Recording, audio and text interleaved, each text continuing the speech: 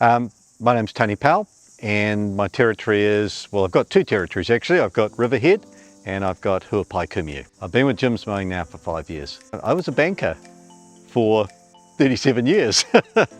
I've always liked being outdoors anyway. My life aside of banking was actually we live on a lifestyle block. For 20 odd years we've been doing that.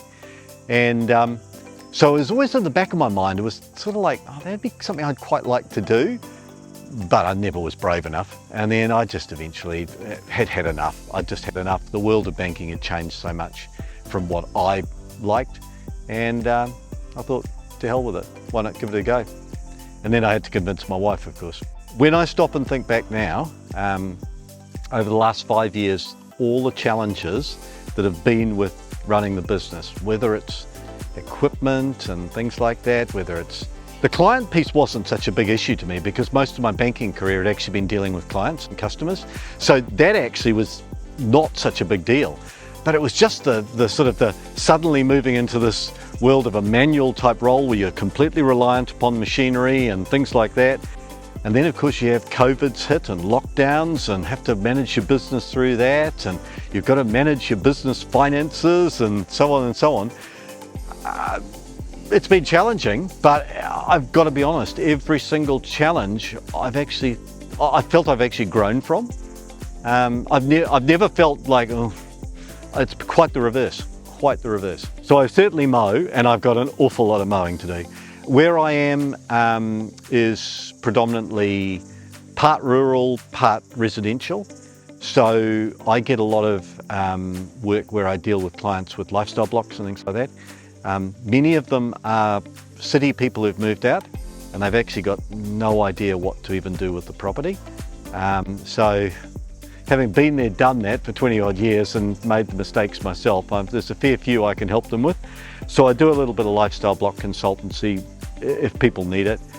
Obviously there's gardenings, there's hedge trimmings, there's tidies of gardens, though I've got to be honest, I do less of that now because I have so much grass to mow. When we bought the original franchise Riverhead, it was 32 clients. It was basically a 20-hour-a-week business. We grew that to I'd grown that to just on 100. And then the opportunity came up to get for the second franchise. So I split off a good slice. The two franchises are literally side by side, which is a lovely way of having it. So as time wore on, I never intended to be employing people. I mean, I'd had years of employing people and I was sort of like, maybe not. But I've been very, very lucky. I've got I've got a fairly unique crew actually. My crew are all women. So I have three young university students who basically each work for me 1 day a week. So out of a sort of a 5-day week essentially, 3 days I've got one of the girls working with me, 2 days I'm on my own. And it works nicely, it works really well. There's no doubt about it, I'm perceived as expensive, and quite frankly I don't care about that. I'm perfectly happy for people to think that. But invariably what I've tended to find is that, look, I will lose out to independents, absolutely. They'll undercut me price, things like that. But the number of times now over 5 years where I've lost out to an independent and then, a matter of 6 months later, the client or the person I originally quoted to is on the phone to me and it's, he's getting a bit unreliable. He's just not actually turning up. I've got one guy currently who is an independent out my way. I've now picked up 8 clients of his in the space of 2 weeks. He just basically gave up and he hasn't turned up now for 6 weeks. And we've got commercial clients and residential clients and their lawns are now like this. And he's just given up. And there's no, I think with a lot of them, look, don't get me wrong, there are some who are very good and they've been around a long time. But a lot of them, they don't have any business acumen whatsoever. And so they just don't apply a business focus to what they do. It's sort of like, oh yeah, I'll go and mow some lawns and I'll get some money. But they forget about the client piece, the client service bit.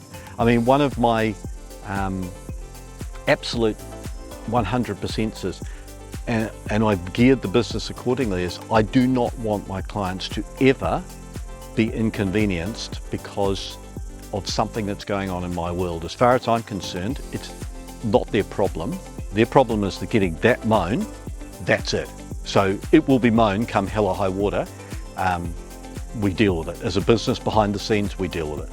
I do know one or two guys who will actually do hard landscaping work. I mean, I think that's the beauty of the gym's franchise as well. I mean, you can tailor to essentially what you want to do.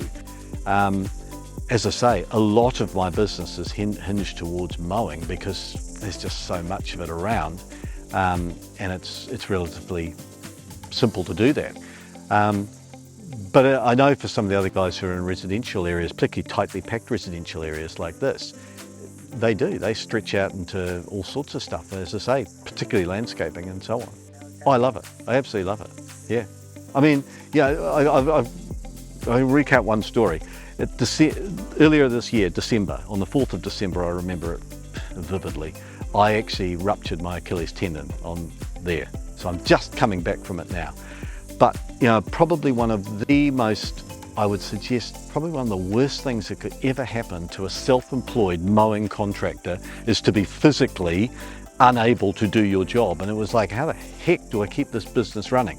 I was lucky, I had the girls, and the girls stepped up and we managed it through. In fact, we actually grew our client base even during that time.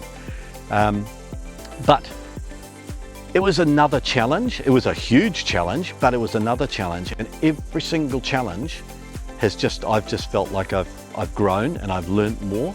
So I love it. I would never, ever, ever go back to the corporate world again, ever. Certainly do your homework. Absolutely do your homework. You've got to be really sure of not only the business that you're buying into, the franchise, things like that. You've also got to be really sure about, in particular financially, what do you need to live on? You need to be really, really, really clear on what you need to be baseline. I've got to earn that. It's like, and essentially, once you're at that point, you know that you're in a good position to at least say, okay, now I can assess this properly. Second thing I would say is, do not skimp on the equipment that you buy. If you have to stretch it, to buy the best equipment that there is, because it will not let you down. You cannot afford to be partway through jobs with gear that just packs up on you. And then I think really thirdly, probably the most important thing is, if you do go into it, you have to run it like a business. It is not even if you are thinking it's lifestyle and, oh yeah, you know, I want less hours of the time I work. You need to make sure though that it's still run in a business-like fashion, that you chase up your debts, you're invoicing on time, you don't let GSTs and things like that go outside of time and so on. So if you want to request a free quote, just simply go to the website or call the 0800 number and request your quote, and somebody will be in touch with you within 2 hours.